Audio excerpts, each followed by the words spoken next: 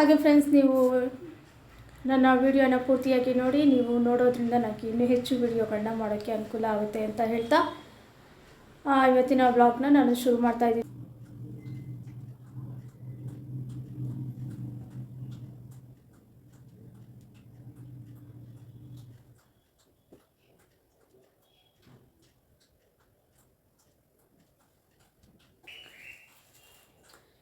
ಹಾಗೆ ಇವಾಗ ಬಟ್ಟೆಗಳನ್ನೆಲ್ಲ ಎತ್ತಿಟ್ಟು ಸ್ವಲ್ಪ ಕೆಲಸ ಇದೆ. ಇವಾಗೆಲ್ಲ ಮನೆಯೆಲ್ಲ ಕಸ ಎಲ್ಲ ಗುಡಿಸಿ ಸ್ವಲ್ಪ ಪಾತ್ರೆ ಇದೆ ಸಿಂಕಲ್ಲಿ, ತೊಳೆದ್ಬಿಟ್ಟು ಸ್ನಾನ ಮಾಡಿಕೊಂಡು ರೆಡಿ ಆಗಬೇಕು. ಸೊ ರೆಸಿಪಿ ಏನಾದರೂ ಮಾಡಬೇಕು, ನೋಡೋಣ ಏನಾಗುತ್ತೆ ಅಂತ ರೆಸಿಪಿ ಮಾಡ್ತೀನಿ.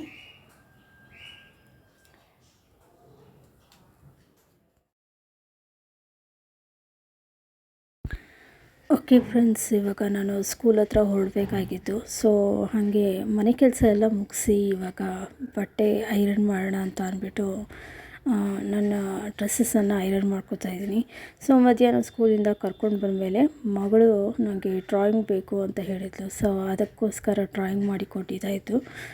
ಸೊ ಹಾಗೇ ಬಟ್ಟೆ ಸ್ಟಿಚಿಂಗ್ ಮಾಡೋದಿತ್ತು, ಅದು ಮುಗಿಸಿ ಸಂಜೆ ನಾನು ಈವ್ನಿಂಗ್ ಅಡುಗೆ ಮಾಡೋಣ ಅಂತ ಅಂದ್ಬಿಟ್ಟು ಶುರು ಮಾಡ್ತಾಯಿದ್ದೀನಿ. ಸೊ ನೋಡಿ, ಇಷ್ಟ ಆದರೆ ಲೈಕ್ ಮಾಡಿ ಫ್ರೆಂಡ್ಸ್. ಇವತ್ತು ನಾನು ಮಾಡ್ತಾಯಿರೋ ರೆಸಿಪಿ ತಲೆಕಾಲು ಮಟನ್ ಸಾಂಬಾರು. ಸೊ ನಾವು ನಮ್ಮ ಕಡೆ ರಾಮನಗರ ಸೈಡ್ ಯಾವ ರೀತಿ ಮಾಡ್ತಾರೆ ಬನ್ನಿ. 2-3 ಸಾರಿ ಚೆನ್ನಾಗಿ ನೀರಲ್ಲಿ ತೊಳ್ಕೊಂಡಿದ್ದೀನಿ. ಸೊ ತೊಳ್ಕೊಂಡ ನಂತರ ಈಗ ನಾನು ಒಂದು ಕುಕ್ಕರನ್ನು ಇಟ್ಕೊಂಡಿದ್ದೀನಿ. ಕುಕ್ಕರ್ ಬಿಸಿ ಆದ ನಂತರ 2-3 ಟೇಬಲ್ ಸ್ಪೂನಷ್ಟು ಎಣ್ಣೆ ಹಾಕ್ಕೊಂಡಿದ್ದೀನಿ. ಹಾಗೆ ಸಣ್ಣದಾಗಿ ಹೆಚ್ಚಿರುವಂಥ ಈರುಳ್ಳಿಯನ್ನು ಸೇರಿಕೊಂಡು ಚೆನ್ನಾಗಿ ಬ್ರೌನ್ ಕಲರ್ ಬರೋವರೆಗೂ ಫ್ರೈ ಮಾಡ್ಕೊಳ್ತೀನಿ.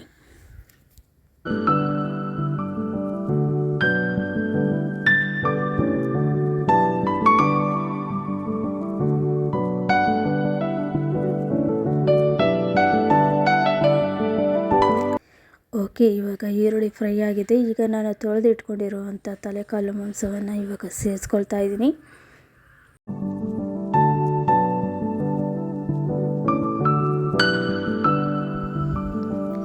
ಈಗ ರುಚಿಗೆ ತಕ್ಕಷ್ಟು ಉಪ್ಪನ್ನು ಸೇರಿಸ್ಕೊಳ್ತೀನಿ. ಹಾಗೆಯೇ 1-2 ಟೇಬಲ್ ಸ್ಪೂನಷ್ಟು ಅರಿಶಿಣವನ್ನು ಸೇರಿಸ್ಕೊಳ್ತಾ ಇದ್ದೀನಿ. ನಾನು ಜಜ್ಜಿ ಇಟ್ಕೊಂಡಿರುವಂಥ ಬೆಳ್ಳುಳ್ಳಿಯನ್ನು ಕೂಡ ಸೇರಿಸ್ಕೊಳ್ತೀನಿ. ಹಾಗೆ ಪೆಪ್ಪರ್ ಪೌಡರ್ನ ಕೂಡ ಹಾಕ್ಕೊಳ್ತೀನಿ. 1-2 ಟೇಬಲ್ ಸ್ಪೂನ್ ಆದರೆ ಸಾಕು. ಕೊತ್ತಂಬರಿ ಹಾಗೂ ಸ್ವಲ್ಪ ಪುದೀನವನ್ನು ಕೂಡ ಸೇರಿಸ್ಕೊಳ್ತೀನಿ. ಚೆನ್ನಾಗಿ ಮಿಕ್ಸ್ ಮಾಡಿ, ಅದು ತಳದಲ್ಲಿ ನೀರು ಕೂಡ ಬಿಟ್ಕೊಳ್ಳುತ್ತೆ.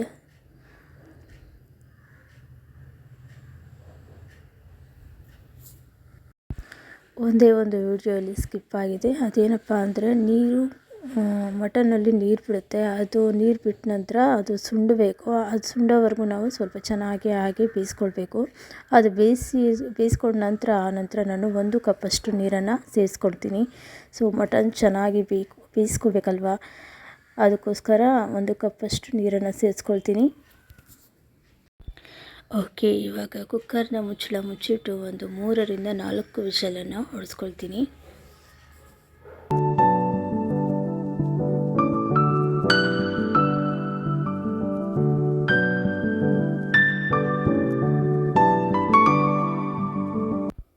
ಓಕೆ, ಇವಾಗ ಬೆಂದಿದೆಯಾ ಅಂತ ನೋಡ್ಕೊಬಿಡೋಣ.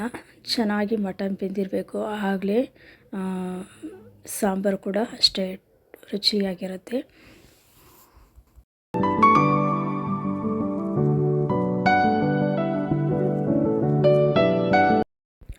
ಈಗ ನಾನು ಮಸಾಲೆ ರುಬ್ಕೊಳ್ಳೋದಕ್ಕೆ 1 ತೆಂಗಿನಕಾಯಿನ ತೊಗೊಂಡಿದ್ದೀನಿ. ಚಕ್ಕೆ, ಕಡಲೆಪಪ್ಪು, ಸ್ವಲ್ಪ ಶುಂಠಿ, ಸ್ವಲ್ಪ ಗಸಗಸೆ, ಮೆಣಸು, ಏಲಕ್ಕಿ, ಸ್ವಲ್ಪ ಲವಂಗನ ತೊಗೊಂಡಿದ್ದೀನಿ. ಹಾಗೆಯೇ ಇಲ್ಲಿ ನಾನು ಮನೆಯಲ್ಲೇ ಮಾಡಿರುವಂಥ ಸಾಂಬಾರು ಪುಡಿಯನ್ನು ತೊಗೊಂಡಿದ್ದೀನಿ. ಈ ಸುಟ್ಟ ಈರುಳ್ಳಿ ಹಾಗೂ ಹಸಿ ಈರುಳ್ಳಿ, 1 ಟೊಮೆಟೊವನ್ನು ಸೇರಿಸ್ಕೊಳ್ತೀನಿ. ಸೊ ಈಗ ಮಸಾಲೆ ರುಬ್ಬಿ ಪೇಸ್ಟ್ ಮಾಡ್ಕೊಂಡಾಯಿತು. ಈಗ ನಾವು ರುಬ್ಬಿರುವಂಥ ಮಸಾಲೆಯನ್ನು ಇವಾಗ ನಾನು ಸೇರಿಸ್ಕೊಳ್ತೀನಿ.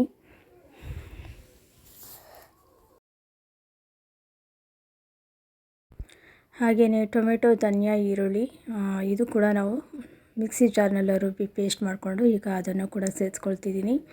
ಸೊ ಆಪ್ಷನಲ್, ನಿಮಗೆ ಮನೆಯಲ್ಲೇ ಮಾಡಿರುವಂಥ ಸಾಂಬಾರು ಪುಡಿ ಬೇಡ ಅಂತ ಅಂದರೆ ಧನಿಯಾ ಪುಡಿಯನ್ನು ಉಪಯೋಗಿಸ್ಕೊಂಡು ಕೂಡ ಮಾಡ್ಬೋದು. ತುಂಬ ಟೇಸ್ಟ್ ಕೂಡ ಚೆನ್ನಾಗಿರುತ್ತೆ.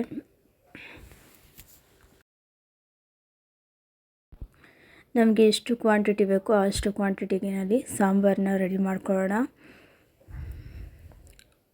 ತುಂಬ ತೆಳ್ಳಗೂ ಬೇಡ, ತುಂಬ ಗಟ್ಟಿಯಾಗಿ ಇರಲು ಬೇಡ.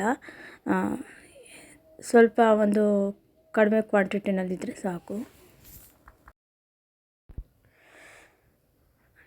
ಇನ್ನೂ ಸ್ವಲ್ಪ ನೀರು ಬೇಕಾದರೆ ಆ್ಯಡ್ ಮಾಡ್ಕೊಳ್ಳಿ, ಬೇಡ ಅಂತ ಅಂದರೆ ಸ್ಕಿಪ್ ಮಾಡ್ಕೊಳ್ಳಿ.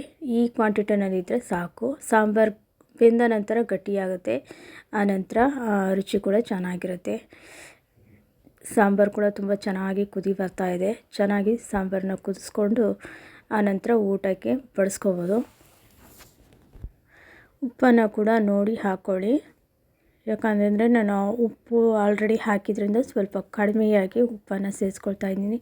ರುಚಿ ಖಾರ ಕರೆಕ್ಟಾಗಿದೆ ಅಂತ ನೋಡಿ ಚೆಕ್ ಮಾಡ್ಕೊಳ್ಳಿ. ಆನಂತರ ಊಟಕ್ಕೆ ಸರ್ವ್ ಮಾಡ್ಕೊಳ್ಳಿ. ಸೊ ಚಪಾತಿ ಕೂಡ, ದೋಸೆ ಹಾಗೂ ಮುದ್ದೆಗೂ ಕೂಡ ಕಾಂಬಿನೇಷನ್ ಚೆನ್ನಾಗಿರುತ್ತೆ. ನೀವು ಕೂಡ ಒಂದು ಸಾರಿ ಟ್ರೈ ಮಾಡಿ ನನಗೆ ಕಮೆಂಟಲ್ಲಿ ತಿಳಿಸಿ.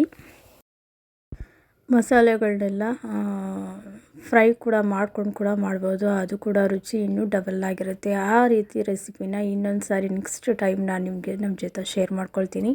ಸೊ ತುಂಬ ದಿನದಿಂದ ಈ ವಿಡಿಯೋನ ನಾನು ನಿಮ್ಮ ಜೊತೆ ಶೇರ್ ಮಾಡಿರಲಿಲ್ಲ, ಸೊ ಶೇರ್ ಮಾಡ್ಕೊಳ್ತಿದ್ದೀನಿ. ಸೊ ನೋಡಿ, ಇಷ್ಟ ಆದರೆ ಲೈಕನ್ನು ಮಾಡಿ, ಹಾಗೆ ನಿಮಗೆ ಫ್ರೆಂಡ್ಸ್ ಹಾಗೂ ಇನ್ಯಾರಾದರೂ ಇದ್ದರೆ ಅವ್ರಿಗೂ ಕೂಡ ಶೇರ್ ಮಾಡಿ. ಓಕೆ ಫ್ರೆಂಡ್ಸ್, ಈ ವಿಡಿಯೋನ ಇಲ್ಲಿಗೆ ಎಂಡ್ ಮಾಡ್ತಾಯಿದ್ದೀನಿ. ನಿಮ್ಗೆ ಇಷ್ಟ ಆದರೆ ಲೈಕ್ ಮಾಡಿ, ಶೇರ್ ಮಾಡಿ, ಹಾಗೆ ಕಮೆಂಟ್ ಮಾಡೋದನ್ನು ಮರಿಬೇಡಿ ಅಂತ ಹೇಳ್ತಾ ಈ ವಿಡಿಯೋನ ಇಲ್ಲಿಗೆ ಎಂಡ್ ಮಾಡ್ತಾಯಿದ್ದೀನಿ. So thanks for watching. ಮತ್ತೊಂದು ಇಂಟ್ರೆಸ್ಟಿಂಗ್ ವಿಡಿಯೋದೊಂದಿಗೆ.